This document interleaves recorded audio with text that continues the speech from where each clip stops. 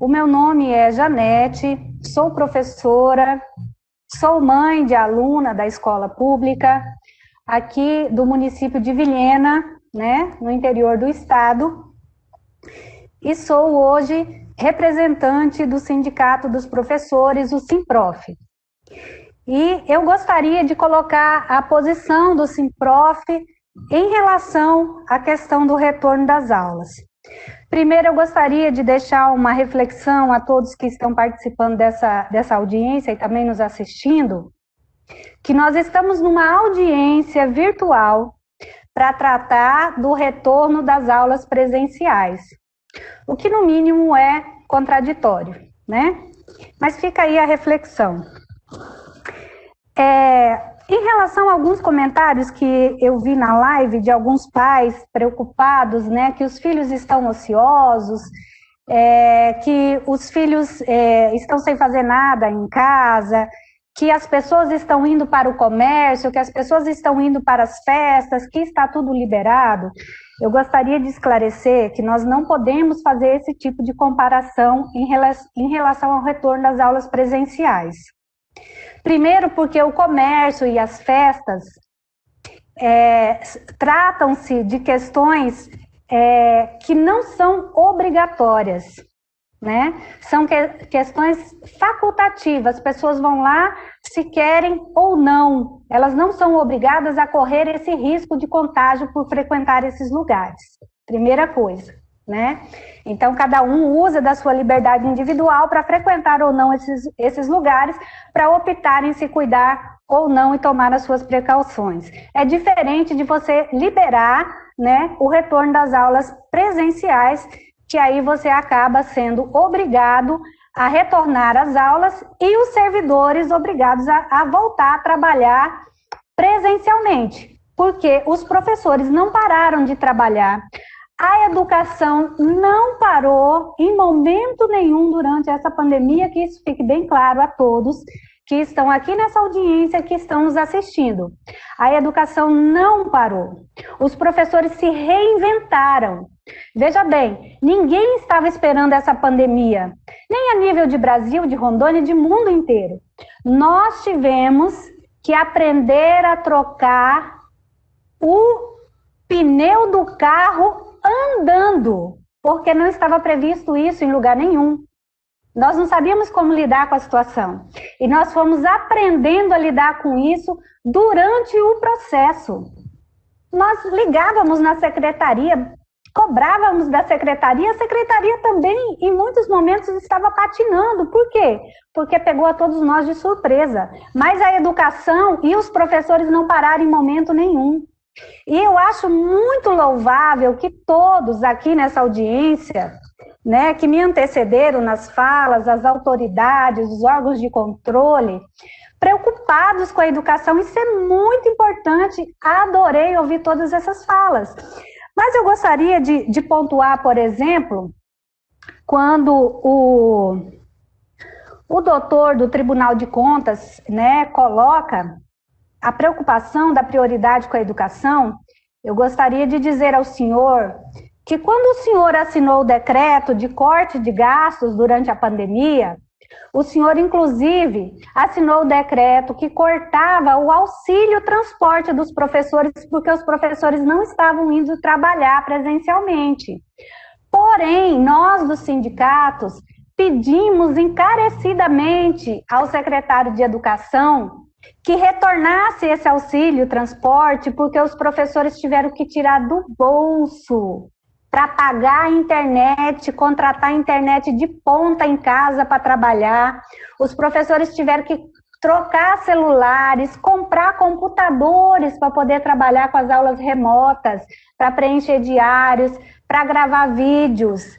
E o secretário de Educação disse apenas que estava seguindo as regras do Tribunal de Contas, que determinou que esses gastos não poderiam acontecer durante a pandemia. Então, assim, nós ouvimos esses discursos hoje de pessoas preocupadas com a educação, pessoas parabenizando os professores, porém, Na realidade, nós estamos muito aquém dessas coisas acontecerem de fato e que fique isso como reflexão, para que na prática esse discurso saia realmente do papel. É o que nós esperamos enquanto Sindicato dos Professores, tá? O outro ponto que eu gostaria de colocar para os senhores que estão aqui nos assistindo é que quando nós falamos do retorno das aulas, nós não somos contra o retorno das aulas presenciais, muito pelo contrário. Nós, enquanto professores, defendemos que as aulas sejam sim presenciais, porque nós, professores, fomos preparados para dar aulas presenciais.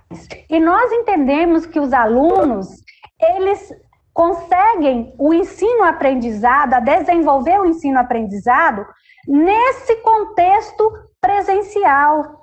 É ali, é o aluno com o aluno, é o aluno com o professor, é ali que ele realmente desenvolve o seu aprendizado.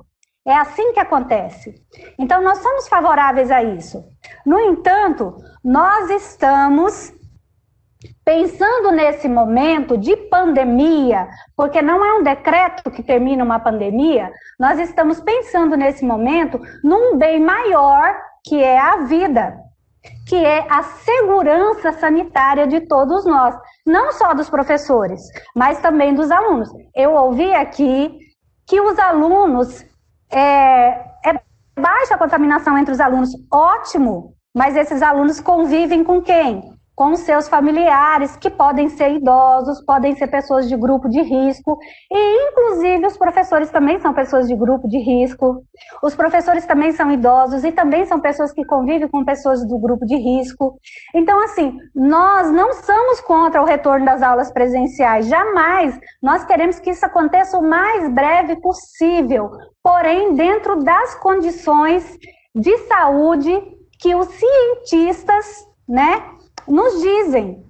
Então, assim, nós entendemos que menos de 2 meses praticamente de aula desse ano letivo de 2020 não irá recuperar essa perda pedagógica. Vamos ser sinceros, pessoal, nós já estamos há 7 meses dessa forma. Nós já estamos assim, e não é nenhum prejuízo nós encerrarmos o ano de forma virtual, de aulas remotas, conforme está acontecendo. Aqueles alunos que não têm acesso à aula virtual, eles têm a opção das aulas, das atividades, para buscarem na escola e darem esse retorno. Se alguém está falhando um pouco nesse processo, também são os pais. Os pais que não estão acompanhando seus filhos, os pais que acham que a escola é depósito de criança, e não é assim que funciona. Nós sabemos que a escola não é só um local de ensino-aprendizado. Na escola os alunos aprendem a socialização, os alunos aprendem cidadania, os alunos se alimentam bem. Mas o governo deu o cartão alimentação para que essas crianças também possam se alimentar melhor em casa, já que não estão indo para a escola presencialmente. A escola e a SEDUC criaram meios desses alunos terem acesso a essas atividades. E cadê os pais? Cadê o conselho tutelar? Cadê o Ministério Público para chamar esses pais à sua obrigação? Porque as escolas estão fazendo o papel delas, a SEDUC está fazendo o papel dela, os professores estão fazendo o papel delas. E cadê os senhores pais que estão preocupados que as aulas retornem para que eles possam se livrar dos filhos? Gente, os pais também são responsáveis pela educação dos seus filhos. Isso está lá na Constituição, isso está nas leis.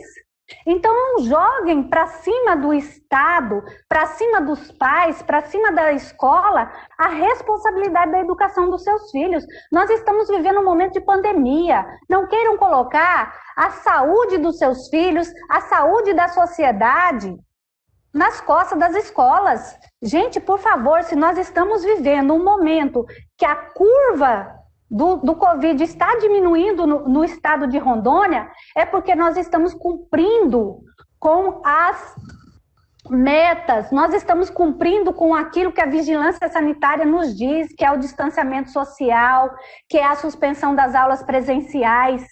Se as pessoas pediram para que retornasse os cultos religiosos, tudo bem, mas é uma prerrogativa delas ir nos cultos religiosos. Ninguém é obrigado a ir, entendeu? Agora a escola é diferente.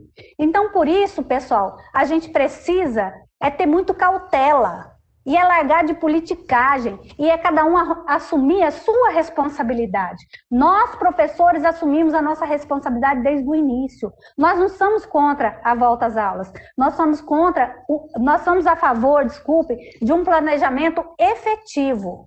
Esse ano não há condição nenhuma, no ponto de vista pedagógico, de aproveitamento pedagógico, de ensino-aprendizado, voltar a aulas presenciais, nem que seja no sistema híbrido e nem que seja proporcional ao número de alunos. Nós dizemos isso porque eu estou vendo pessoas aqui dizendo que estão preocupadas com o psicológico dos alunos. Vocês já imaginaram o psicológico dos professores?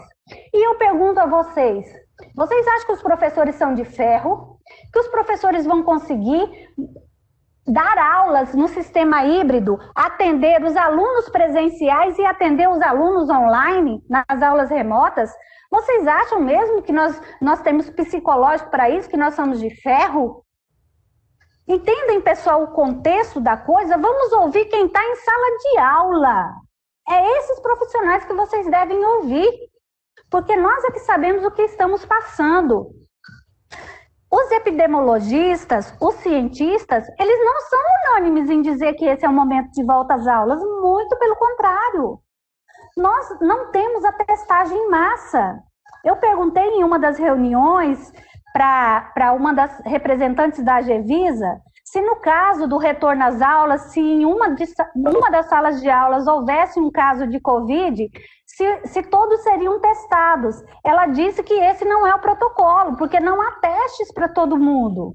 Gente, se o aluno, ele não apresenta, e geralmente ele é assintomático, ele não apresenta os sintomas, veja a gravidade disso, de um aluno vir contaminado para dentro da sala de aula, ele não apresenta sintomas, ele vai contaminar vários ali, inclusive o professor vai entrar em atestado médico, quem vai substituir esse professor? Como é que vai ficar isso? A nossa preocupação é essa, que o Estado não vai ter professor nem para atender as aulas remotas. Então, são questões que precisam ser levadas em consideração.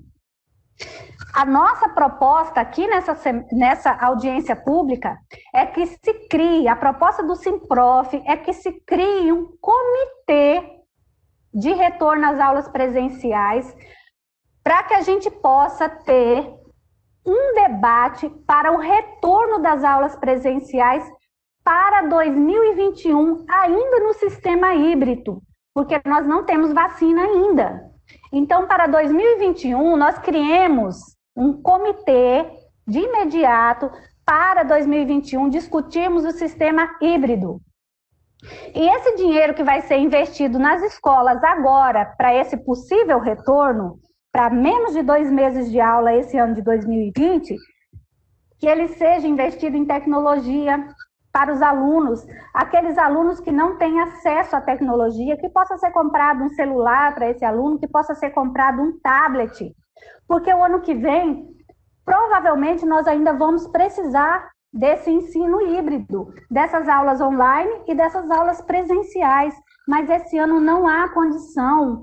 Os professores estão adoecendo, como eu disse a vocês, nós somos obrigados a ter que trocar o pneu do carro andando, nós não temos condições psicológica nenhuma de voltar no final do ano para um sistema híbrido. Nós estamos adoecendo, professores entrarão de atestado. Então, pessoal, por favor, vamos trabalhar com coerência, vamos valorizar a educação, sim,